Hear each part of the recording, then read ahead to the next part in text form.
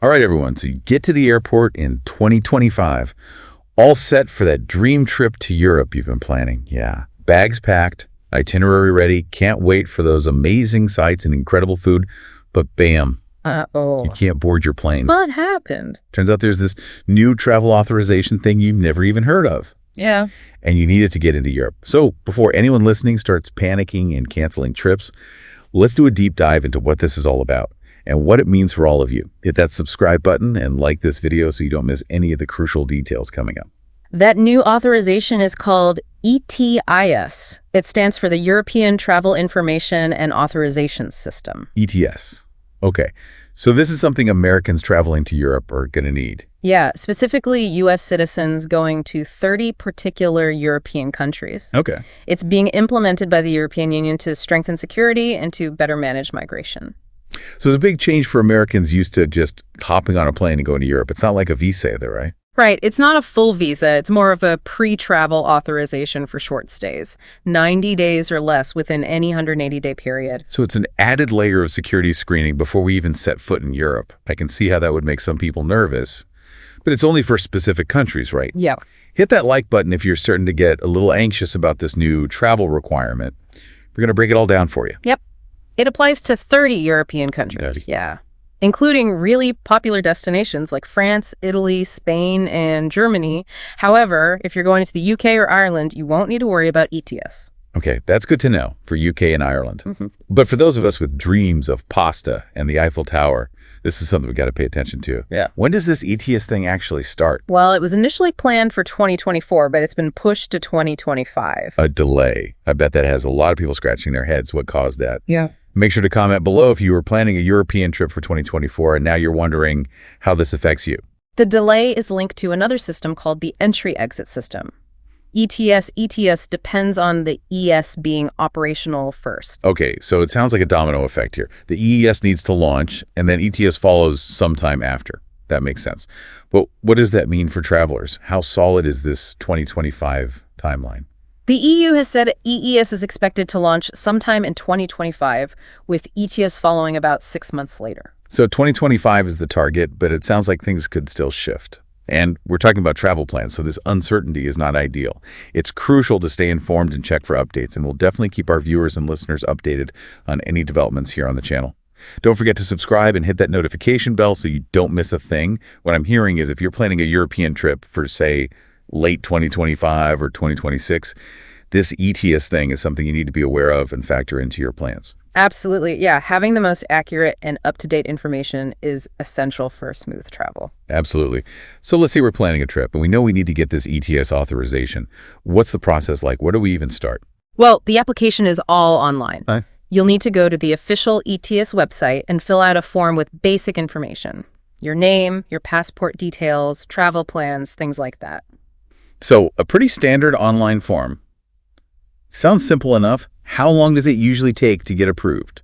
Most applications are processed within minutes, Wow. according to the ETIAS website. Okay. However, some cases can take up to 4 days and even longer if they need additional information or an interview is required. So it sounds like the application itself isn't too complicated, but there's always a chance of delays. That's something to keep in mind, especially if you like to book those last-minute trips. What I'm hearing is it's probably best to err on the side of caution and apply well in advance. What do you think? Yeah, applying at least a month before you're planning to travel is a good rule of thumb. Gives you a buffer in case of any unexpected processing hiccups. Right, because the last thing you want is to have everything booked and then be stuck at home because your ETIAS application is still pending. Talk about a vacation buzzkill. And speaking of hiccups, is there anything else that could trip people up during this whole process? Anything we should be aware of?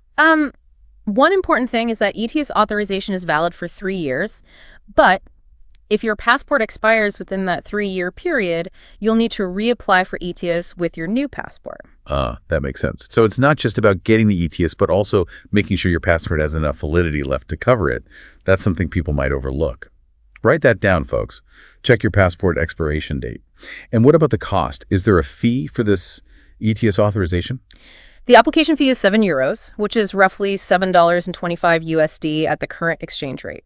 However, there are a few exemptions. Okay. Applicants under 18 or over 70 can apply for free, and certain family members of EU citizens might also be eligible for a fee waiver. Okay, so a relatively small fee for most travelers. But it's good to know there are exemptions for certain age groups and family members. But here's something that really caught my attention while we were researching this. You mentioned the application is online, and that's where things can get a little tricky, right? Yeah, there are a lot of unofficial ETIAS websites out there that look legit, but are actually scams. Really? Yeah, some might even try to collect your personal data. You have to use only the official ETIAS website for your application. That's scary. Yeah. It's easy to see how people could fall for those fake websites, especially if they're not familiar with the process. We'll make sure to include a link to the official ETIAS website in the description below so you can avoid those shady sites. Safety first, everyone.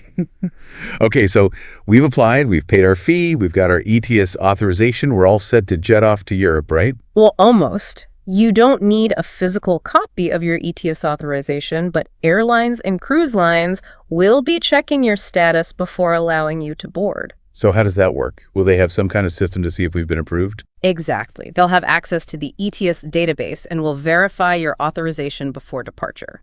No ETIAS, no boarding.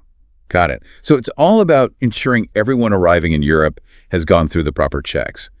But what about once we're in Europe? Let's say I fly into Paris and then take a train to Rome. Will anyone check my ETIAS status then? That's an interesting question. Airlines and cruise lines have to check ETIAS before departure, but train operators within the Schengen area are not required to do so. So theoretically, I could travel between countries within the Schengen zone without anyone looking at my ETIAS. In theory, yes. But you have to remember that border control officials can still check your status at any time, especially if you're crossing borders. And keep in mind that the UK and Ireland are outside the Schengen area, so if you're traveling between those countries and mainland Europe, there will likely be more stringent checks. Got it. So even though you might not be asked for it at every turn, it's still crucial to have that ETIAS authorization in order and accessible just in case. Better to be safe than sorry, right? Now, I know a lot of our viewers are interested in studying abroad, so let's talk about how ETIAS affects students. ETIAS is sufficient for short-term study programs. Short-term meaning? Meaning those that last up to 90 days. However, for longer programs like a full semester or an academic year, students will need to apply for a student visa. Okay, so ETIAS covers those shorter study abroad experiences or summer courses. But for anything more long-term, a student visa is the way to go. What happens if a student finishes their semester abroad but wants to stick around Europe and travel a bit? Do they need to leave and come back? As long as they stay within that 90-day limit within a 180-day period and have a valid ETIAS authorization, they can continue traveling within the Schengen area without leaving and re-entering. That's good to know. It gives students some flexibility to explore Europe after their studies are done. Now let's shift gears a bit and talk about families. Are there any specific things family members of EU citizens should be aware of when it comes to ETIAS? Yes, we touched on this earlier. Certain family members of EU citizens might be exempt from the ETIAS application fee. However, it's important to note that the rules are very specific. Can you give us some examples of who might qualify for this exemption? The exemption applies to spouses, registered partners, direct descendants under the age of 21, and dependent direct relatives of EU citizens. So it's not a blanket exemption for all family members. It's crucial to double-check the eligibility criteria on the official ETIAS website to avoid any surprises or complications. Exactly. Making assumptions can lead to problems, especially when it comes to international travel regulations. All right, we've covered a lot of ground here. Let's recap the key points about ETIAS for our viewers. It's coming in 2025 for American travelers headed to most European countries. It's a pre-travel authorization, not a visa. It costs €7 for most applicants, with exemptions for certain age groups and family members of EU citizens. You need to apply through the official ETIAS website to avoid scams, and airlines and cruise lines will be checking your authorization before you're allowed to board. That's a great summary of the essentials. Now, thinking about all this talk about ETIAS and the changes it's bringing, I can't help but wonder about the bigger picture. How might this new system impact tourism and travel patterns between the US and Europe? What do you think? That's a question a lot of people are pondering. It's a complex issue with potential impacts on both sides of the Atlantic. On the one hand, you could argue that it might make travel a bit more complicated, especially for those used to spontaneous trips to Europe. Having to apply for ETIAS and the possibility of delays might deter some travelers. That's a valid point. The added step and the uncertainty around processing times definitely be a factor in people's travel decisions. But on the other hand, there's also the argument that it could ultimately make travel smoother in the long run by enhancing security and streamlining border control processes. Yeah, the system's goal is to identify potential security risks before they arrive in Europe, which could lead to a safer and more efficient travel experience overall. It's a delicate balance for sure. It'll be interesting to see how things play out and what the long-term impact of ETIAS will be on travel trends. We'll definitely be keeping a close eye on it and sharing our insights with you along the way. Don't forget to hit that subscribe button and turn on notifications so you don't miss any of our future deep dives on this and other important travel topics. Staying informed is more important than ever, especially with travel regulations constantly evolving. Absolutely. Now, before we wrap up, I want to leave you with a thought-provoking question to ponder. Do you think ETIAS will ultimately have a positive or negative impact on travel between the U.S. and Europe? Share your thoughts in the comments below. We'd love to hear your perspectives.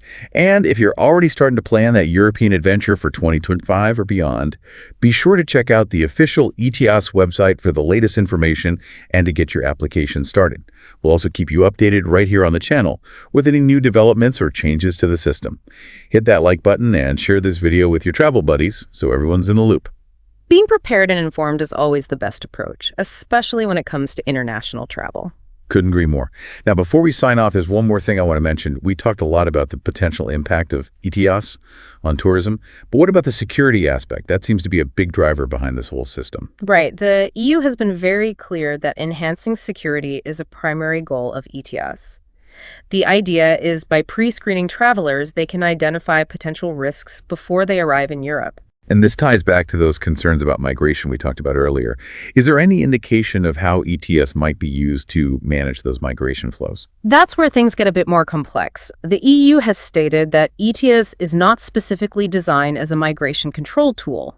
However, it's hard to ignore the potential for the system to be used in that way. It's a sensitive issue for sure, and one that raises a lot of questions about how data will be collected, stored, and used. What kind of information are they actually looking at when they're screening travelers? The ETIAS application form asks for basic information like your name, passport details, and travel plans.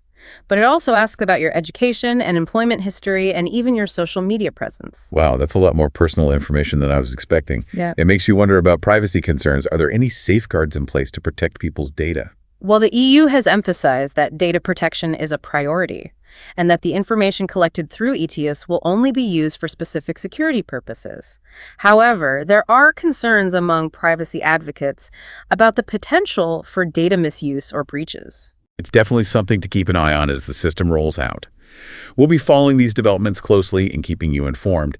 In the meantime, if you're planning a European trip, do your research, stay informed, and make sure you understand the implications of ETIAS before you hit that submit button on your application. Sound advice. And remember, travel should be an enjoyable experience. By being prepared and knowing what to expect, you can minimize stress and make the most of your European adventure. Absolutely. Safe travels, everyone. And don't forget to like, comment, share, and subscribe to The Deep Dive for more in-depth analyses on travel, global affairs, and everything in between. We'll see you in the next episode.